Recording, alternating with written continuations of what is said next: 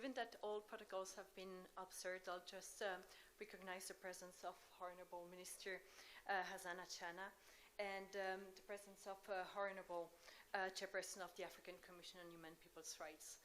My name is Catherine de Preux-de-Batz. I'm Regional Gender Advisor at the UN Human Rights Office, East Africa Regional Office.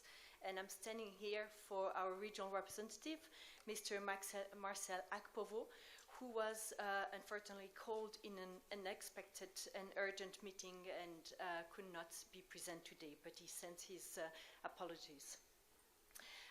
So it's a pleasure really to be here today while we celebrate, obviously, in addition to the 25th anniversary of the UN Declaration of Human Rights Defenders, the also celebration of the 75th anniversary of the Universal Declaration of Human Rights and the 20th anniversary of the Maputo Protocol on the Rights of Women in Africa. This is, I think, an opportunity to step back and reflect at a time where the civic space is shrinking globally and where human rights defenders are subject to a rise of attacks, especially those defending the rights of the most marginalized and excluded, and those defending so-called sensitive or contentious issues or challenging the status quo, such as those working on sexual and reproductive health and rights, environment and land rights, among others. In this context, the work of human rights defenders, including women human rights defenders, and I really appreciate the fact that my predecessor really mentioned very clearly the work of women human rights defenders, so their work is more needed than ever.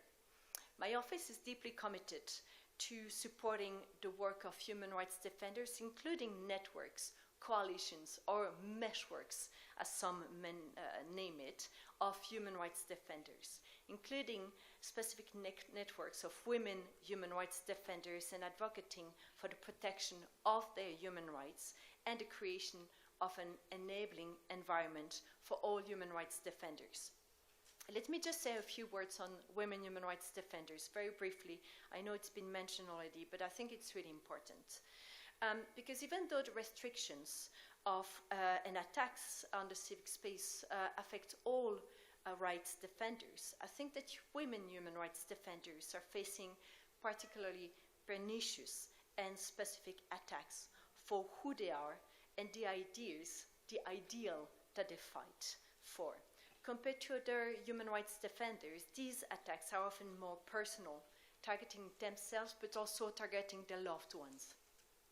They must endure harmful anti-gender narratives and smear campaigns, exclusion, marginalization, and barrier in accessing decision-making spaces.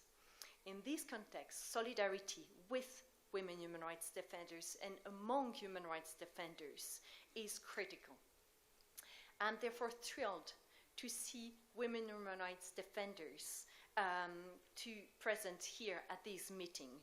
And women human rights defenders leading coalitions, networks, and meshworks, as mentioned, at the national, regional, and continental level. So I want here to acknowledge the presence of Hilda Stewart, who is leading the coalition of Tanzania Women Human Rights Defenders. And she's also, they're also assuming the Secretariat of the East Africa Women Human Rights Defenders. Congratulations. Thank you. So just wanted to mention also the fact that these networks of women human rights defenders are extremely important also to make sure that tailored approaches are adopted and that the unique needs and risks are taken into consideration when frameworks are adopted for the protection of human rights defenders, including women human rights defenders. Yeah. So with these, dear distinguished guests of honors and participants, I wish to congratulate Tanzania for the development of model policy on human rights defender, which is really a significant initiative to effectively implement the Declaration of Human Rights Defenders. My office remains committed to the work of human rights defenders, including women human rights defenders, and we will continue to collaborate closely with state actors to open the space for civil society organizations and provide assistance, expertise, and solidarity to the crucial work of human rights defenders in Africa. Let me conclude by again congratulating Tanzania for the commitment in protecting human rights defenders and for initiating these model policy, and for inviting, obviously, the organizers for inviting OHCHR, so the UN Human Rights Office, East Africa Regional Office, at this convening. I wish you fruitful collaboration, and thank you.